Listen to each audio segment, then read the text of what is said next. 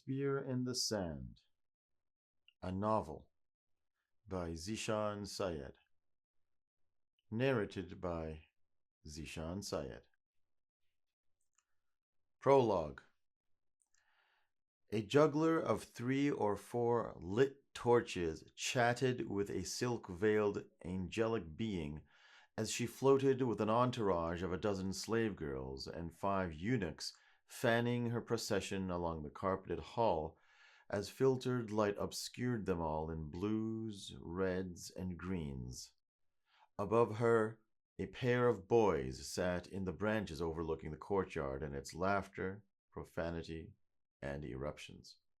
Here, a group of girls painting the arched doorway to the third-floor prayer hall. There, a quartet of boys playing with real armor and real swords, oblivious to the crying children opposite the hall. These were the kinds of apparitions that greeted a young man who exited his bedroom to search for his brother, leaving Luck alone to guard his infant son and young wife in the high-ceiling room, ambushed by noon light attacking 2 large windows comprising one corner of the palace.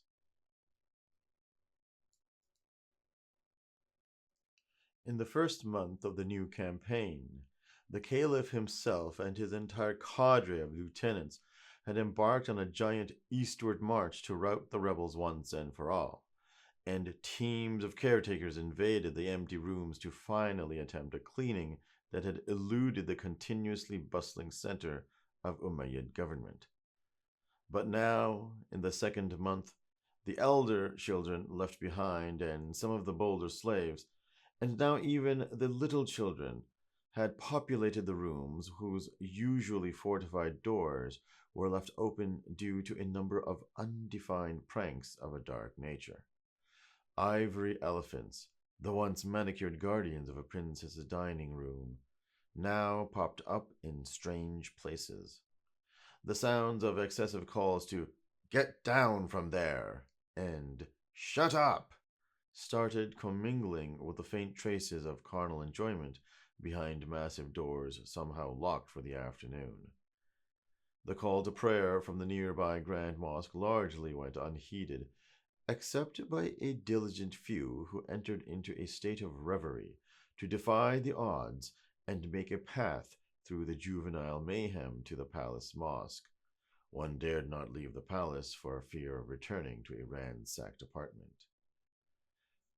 But again, the call to prayer had been made, and the wandering young father sought his male sibling to at least ensure some framework for these parentless days in the palace.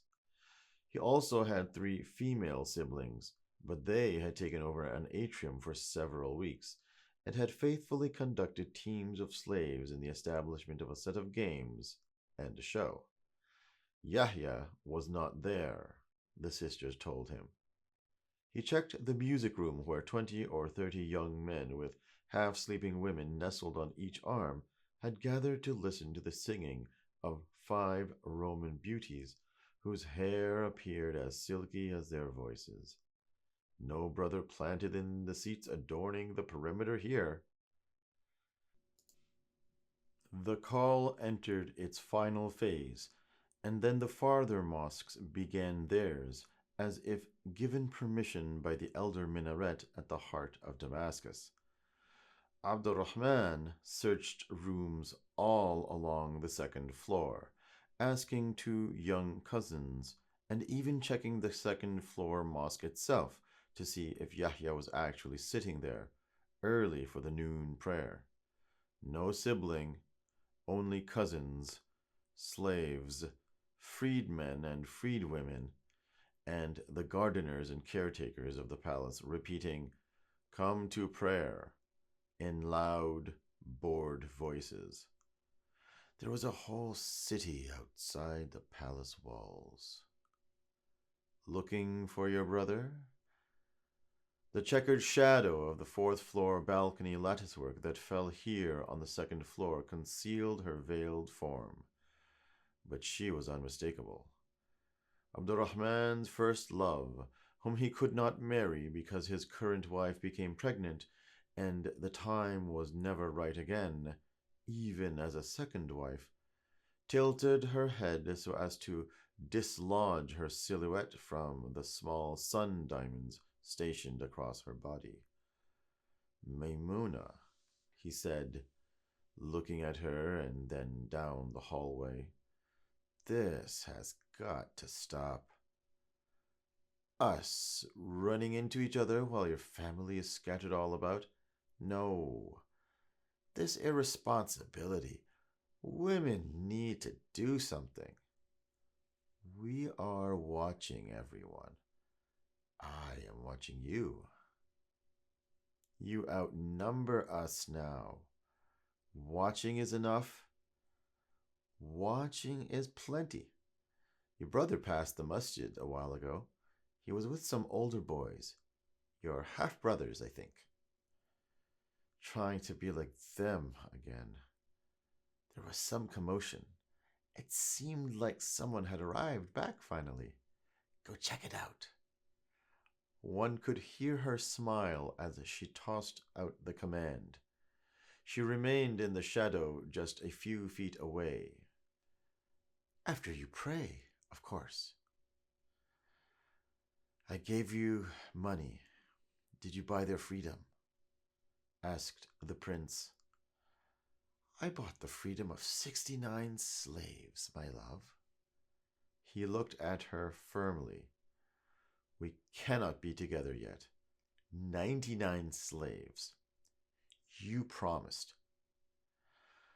Abdurrahman broke away and entered the mosque, washed, and found that he was one of a handful of boys who were attending prayer in a room built for 100.